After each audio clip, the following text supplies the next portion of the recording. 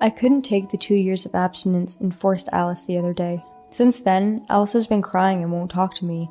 I'm 37 years old and Alice is 35. We have 2 daughters, one in 8th grade and one in 6th grade. After we had children, Alice was quite active, but 6 months ago, she suddenly started refusing to have sex with me. We tried to talk about it many times, but Alice would simply repeat that she didn't want to. Not that it was particularly my fault or anything. I once suspected that she was cheating on me, but there was nothing suspicious about Alice except for her wrestling, and although I excluded her cell phone and notebook, I could find no evidence of cheating. Then, one night, we tried to discuss things as usual, but Alice's attitude remained the same, and in frustration, I finally forced myself on her. She was so shocked that she kept crying and wouldn't talk to me. I immediately regretted it, explained my feelings, and apologized many times, but my words didn't seem to reach Alice, and she stopped making meals for me. I spent my days worrying that if I didn't do something, she would leave the house. One Friday night, I came home and Alice was not there. She did not come home at night, and I contacted her workplace and her friends to look for her, but they didn't know where she was. Her coworker who answered the phone said, "I heard you are always abusing her. It's not good because your wife says she's going to divorce you," is what I was told. I said it was a misunderstanding and hung up. If what I did can be called domestic violence, then it is true, but we had tried to discuss it many times, and I don't do it all the time.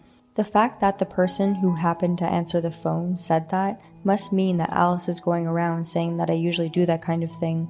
I was shocked by that, but I can't just think about myself. My daughters were also anxious when they noticed that Alice was not home. To reassure them, I told them that Mom is out with her friends. I also told them that Daddy would cook dinner today, and I did so and watched them do their homework.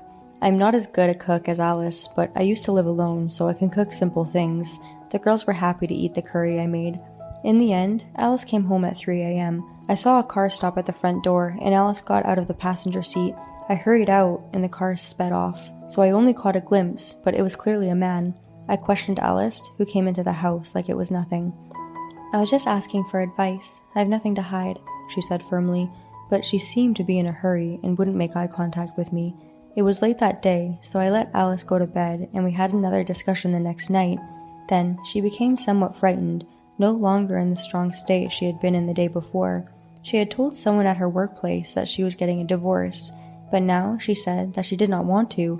In addition, she apologized for abstaining.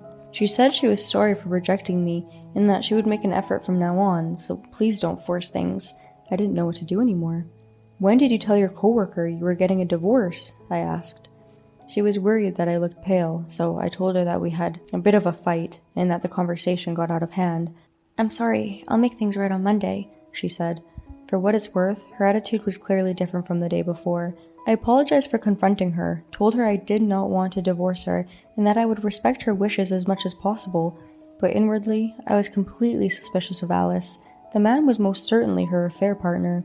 She was probably abstaining because she had completely moved on to that man, and maybe she met with him that day and complained that I had been bad to her, that she was divorcing me and wanted to remarry. Alice had a lot of baggage, so I think she was planning to just not come back if he ever took her in, but the man refused, so she had no choice but to come back and reconcile with me. I guess she changed her attitude because she didn't want to get divorced as well.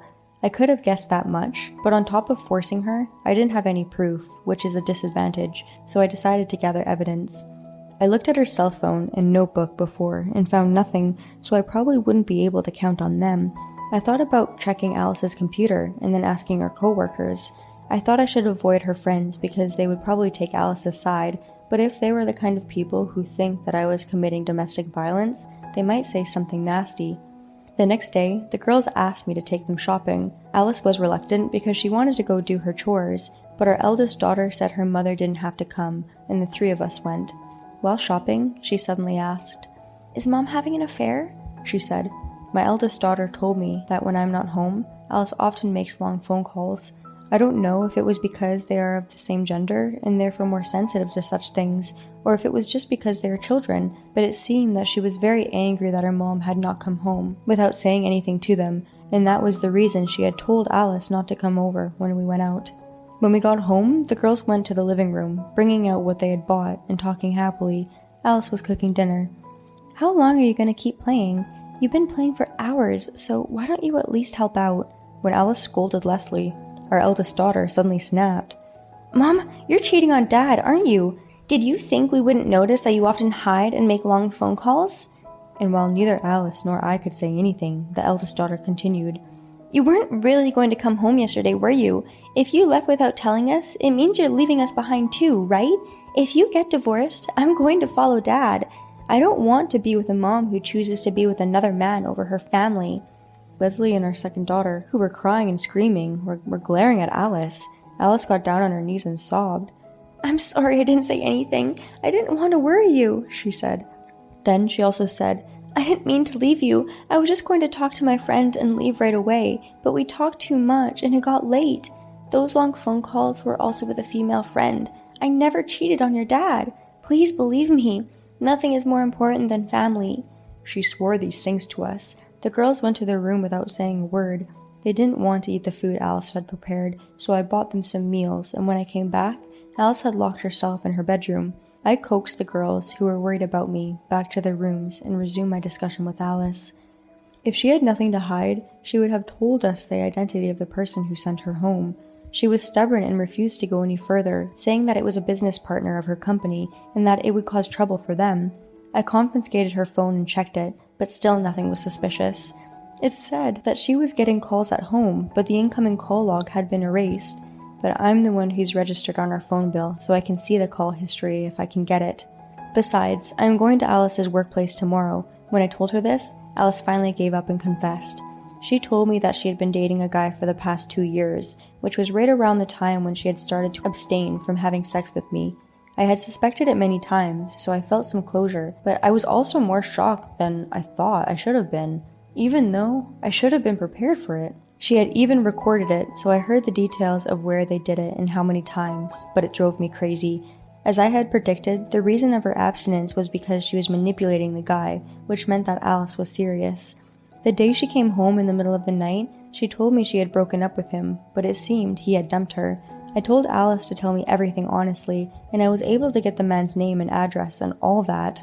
Apparently, the man was married and had no children. I feel really bad that I had forced her, and maybe I was not attractive enough for her to change her mind about him, but I couldn't forgive Alice for abandoning not only me, but also our daughters for another man.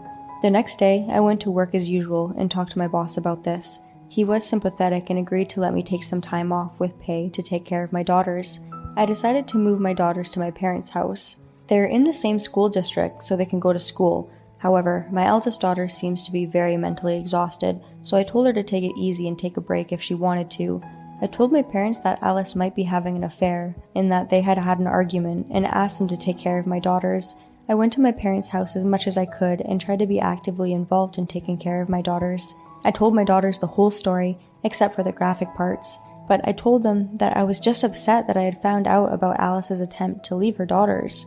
I stayed home that day to also monitor Alice, and visited the man's office the next day, but the man was not at work. I talked to the man's boss, and he said that he had been absent without leave, and that he must have known I was coming and ran away. But that made the man's boss believe my story completely, so I was saved in the end. When I got home, I questioned Alice. I questioned her because I could only assume that the man's behavior had been brought to Alice's attention. There was no way he was using the house phone because he knew I could log the calls. The cell phone was still being monitored, so he still should not have been able to contact her.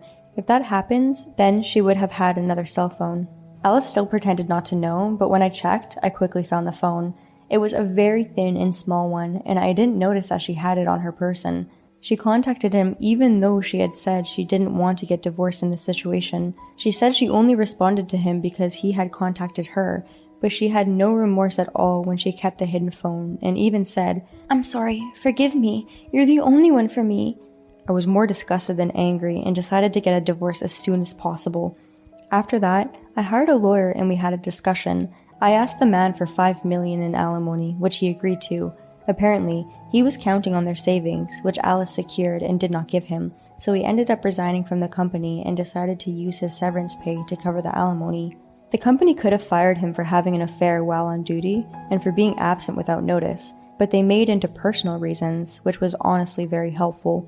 The company immediately transferred the fee to me, and that was the end of it for the man. Next, I had a meeting with Alice. The big issue was custody. Alice wanted custody of both our children, but Leslie had a strong dislike for Alice and refused to go with her. She wanted at least the second daughter, but she also said she wanted to be with her sister, so in the end, Alice gave up. Alice's claim for alimony was not substantial. However, to hold Alice responsible, it was decided to divide the property and use that as alimony. Since child support is the right of our daughters, I decided to demand it and let Alice continue her part-time job. I didn't care anymore, but Alice said she would correct and apologize to me for the incident that I had told her that she was committing domestic violence. So I decided to let her do whatever she wanted. We agreed that I would always be present during visits between the girls and Alice. Leslie said she never wants to see her again, but our younger daughter doesn't hate her mother as much as her older sister does, so I decided it would be a bad idea to separate them completely. The divorce was finalized and Alice became my ex-wife. Alice rented an apartment and moved out of the house. She had to move close to our home in order to continue working at her part-time job, so she had no choice. Alice said she would try her best to reconcile things with me, but I had no desire to do so. My daughters moved back home and the three of us started living together. I am thinking of moving out when things settle down because it reminds me of that painful memory, but I think my first priority is to get my life settled. I returned to work, but my boss arranged for me to work shorter hours for a while. My coworkers have been supportive and I am very happy to work for a good company. Thanks to the shorter hours, I am able to cook dinner and my daughters are willing to help me. My older daughter does the laundry and my youngest daughter does the cleaning. I think the shock of being betrayed by Alice for 2 years is still lingering a little, and sometimes I have trouble sleeping. I am worried about the effect on my daughters, so I try to stay with them as much as possible and consider counseling if necessary. The other day, I heard that Alice quit her job and went back to her parents' house, which is a plane ride away. Rumors of her affair and divorce at her part-time job had caused her so much stress that she repeatedly had a stroke while at work, making it impossible for her to work. She informed me that she will definitely pay child support, but she will not be able to visit her daughters for the foreseeable future. I told my daughters that Alice had moved back to her parents' house, but they just said, They seemed to have gone beyond anger to indifference. It is very hard for a mother to be abandoned by her daughters, but I guess that is the price to pay for cheating. I am going to continue to work hard and live life together with my daughters. Thank you for watching. We hope you enjoyed it. We look forward to seeing you again. Please subscribe to our channel.